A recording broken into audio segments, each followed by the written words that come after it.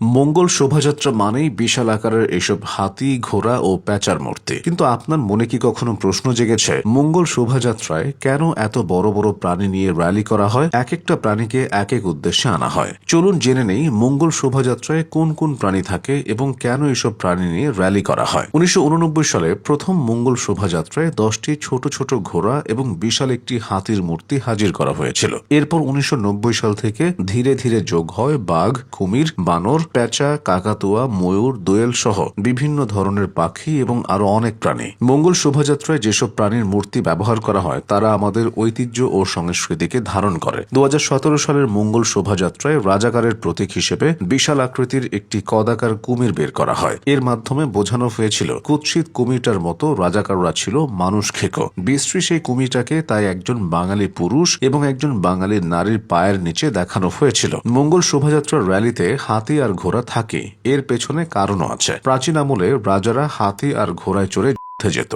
বিজয় লাভ করে তারা হাতি আর ঘোড়ায় চড়েই ফেরত আসত। তাছাড়া হাতি হলো বুদ্ধি, ধৈর্য এবং স্থিতিশীলতার প্রতীক, আর ঘোড়া হলো শক্তি, সাহস ও নেতৃত্বের প্রতীক। আমাদের জাতীয় পশু রয়্যাল বেঙ্গল টাইগার। তাই মঙ্গল শোভাযাত্রার র্যালিতে বিভিন্ন আকৃতির বাঘ থাকে। বাঘ হলো শক্তি, সাহস ও প্রতিবাদের প্রতীক। সমাজে অন্যায় ও অশুভ শক্তির বিরুদ্ধে প্রতিরোধের বার্তা বহন করে এই বাঘ। মঙ্গল শোভাযাত্রার আরেকটি পরিচিত মূর্তি হলো প্যাঁচা। এই প্যাঁচা কৃষকের বন্ধু। তারা ইঁদুর খেয়ে কৃষকের ফসল রক্ষায় সাহায্য করে। তাছাড়া প্যাঁচা হলো জ্ঞান ও শুভ বোধের প্রতীক। কখনো কখনো এটি লক্ষ্মী দেবীর বাহন হিসেবেও ব্যবহৃত হয়, অর্থাৎ প্যাঁচা সমৃদ্ধির প্রতীক। এদিকে দোয়েল বাংলাদেশের জাতীয় পাখি হিসেবে শোভাযাত্রায় স্থান পাবে, এটা স্বাভাবিক। স্থান পায় ময়ূরও। বাংলাদেশে আগে সুন্দর পালকের রূপসী ময়ূর দেখা যেত। সুন্দর পাখিটি এখন না পাওয়া গেলেও এটি আমাদের ঐতিহ্যের একটি অংশ।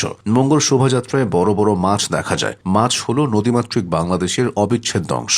মঙ্গল শোভাযাত্রা রঙিন মুখোশে ছেয়ে যায়। এই রঙিন মুখোশের আলাদা অর্থ আছে। মানুষের ভেতরের পশুসুলভ অশুভতাকে চিহ্নিত করতে রঙিন মুখোশ ব্যবহার করা হয়, যাতে এগুলো ঝেড়ে ফেলা যায়। 1989 সাল থেকে শুরু হওয়া মঙ্গল শোভাযাত্রায় এসব মূর্তি ও পুতুলের আকারে সময়ের সাথে সাথে পরিবর্তন এসেছে। ঢাকা বিশ্ববিদ্যালয়ের চারুকলা অনুষদের এই মঙ্গল শোভাযাত্রার শুরুটা হয়েছিল রাজধানীর বাইরে। 1986 সালে যশোরে চারুপীঠ নামে একটি প্রতিষ্ঠানের চারুশিল্পীরা পহেলা বৈশাখে বাঙালি লোক সংস্কৃতির বিভিন্ন উপকরণ নিয়ে সেখানে একটি শোভাযাত্রার আয়োজন করেছিলেন। তখন দেশে চলছিল স্বৈরাচার বিরোধী গণ আন্দোলন। পহেলা বৈশাখের সেই শোভাযাত্রায় প্রচুর লোক সমাগম হয়েছিল। এরপর রাজধানীতে ঢাকা বিশ্ববিদ্যালয়ের চারুকলা অনুষদের শিক্ষার্থী ও শিক্ষকেরা 1989 সালে আনন্দ শোভাযাত্রা নামে পহেলা বৈশাখে বেশ বড় একটি শোভাযাত্রার আয়োজন করেন। ক্রমেই এটি জনপ্রিয় হয়ে ওঠে। 1996 সাল থেকে পয়লা বৈশাখের শোভাযাত্রার নাম আনন্দ শোভাযাত্রা থেকে পরিবর্তন করে মঙ্গল শোভাযাত্রা রাখা হয়। প্রতি বছর